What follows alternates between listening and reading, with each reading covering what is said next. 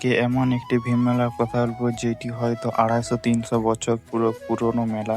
সেইটি অবস্থিত কোথায় তোমাদেরকে বলছি, চলো। আমি এখন যাচ্ছি ভীম ঠাকুর কতটা কি তৈরি হয়েছে, দোকান কত এসছে দেখতে।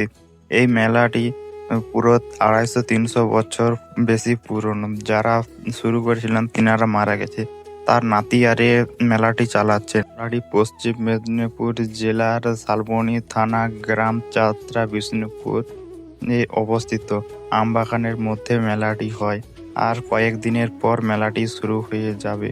ঠাকুর তৈরি অনেকটা হয়ে গেছে দেখতে পাচ্ছ, আর রং করা শুধু বাকি আছে। ভীম ঠাকুরটা দেখতেই পাচ্ছ, এইটা পুরা দুগুণ ঠাকুর আগে তৈরি হতো। এই ঠাকুরটা আছে, এখন ছোট করে দিয়েছে। ওধারে বড়াম ঠাকুরটা আছে পেছনটায়, এই যে দেখো তোমার বড়াম ঠাকুরটা।